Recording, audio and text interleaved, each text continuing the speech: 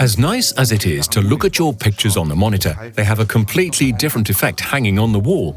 How I have to prepare my pictures technically so that they come back from my service provider exactly as I saw them on the monitor, you will learn in this episode of the Colourclass Namibia.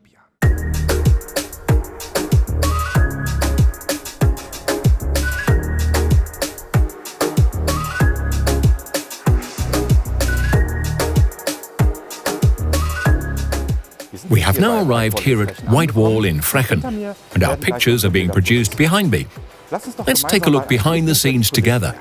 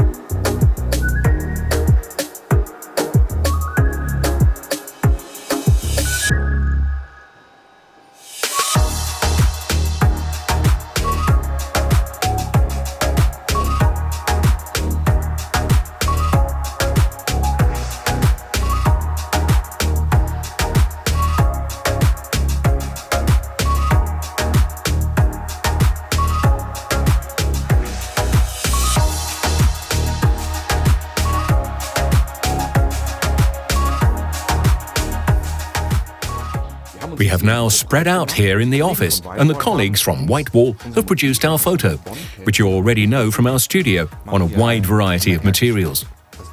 The printing process, and especially the ink and most of all the material used, have a huge impact on the appearance of the image. We cannot change that. Here, at the very top, where it is actually only a dark grey, we have 100% black paint application. We can't get blacker than what we have here, which is just a dark grey. We cannot influence that digitally either. That is what we can achieve on this canvas. What we can do digitally is to simulate what effect this carrier material in particular now has on the file. For this, we need ICC profiles, and we can download them easily from the White Wall website. If we now activate the soft-proof mode, we can already see on the monitor what this picture looks like if we put it into production unchanged. The good thing is, however, that we don't have to accept our fate and send the file exactly as it is. We can still change the file a bit. We can now optimize the image again by eye. Of course, not in the extreme points of black and white, but in all the other shades of grey and color in between, so that under the given conditions that such a material offers us, we're able to get the very best result. Let's go into more detail, starting with Photoshop. In Photoshop, you just go to View, Proof Setup, Custom. Then you choose the right ICC profile. In this case, White Wall ICC Canvas Matte. Very important, rendering intent should be relative colorimetric. The black point compensation should be activated, and the paper color should be simulated. If we go to OK now, we see that the picture looks significantly different than before. Of course, as I said, I can't change the black and white, but I can now intensify the contrasts a bit, for example. As you can see from the histogram here, this has the consequence that the lights and the depths clip a bit. But the picture as a whole is perhaps much more similar to what I'd like to have on the wall.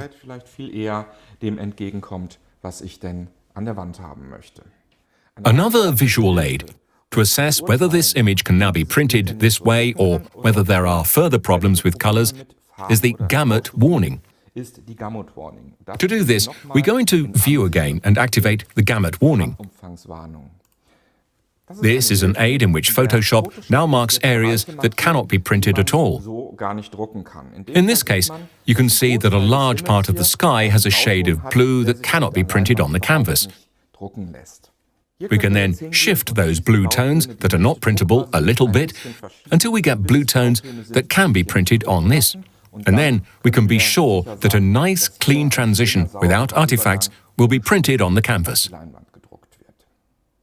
To show you the soft-proof workflow in Lightroom, I chose an aluminium dye bond with a matte Fuji paper.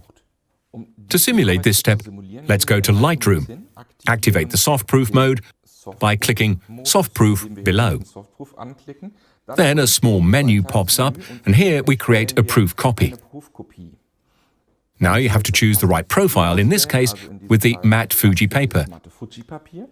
Very important. Rendering intent is relative again, and paper color and ink should be simulated.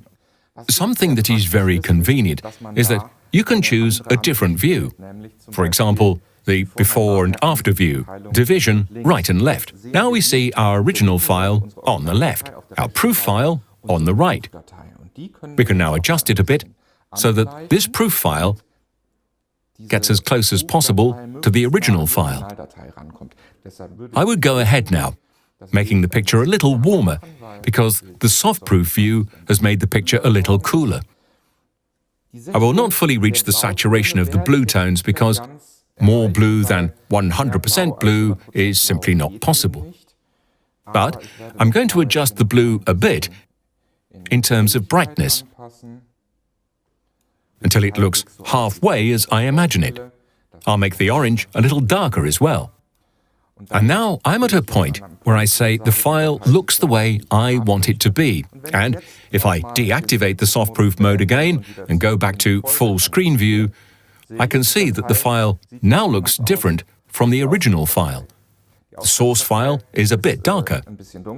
The file that I need so that the original file comes out of the machine on the matte photo paper as matching as possible must be a little lighter.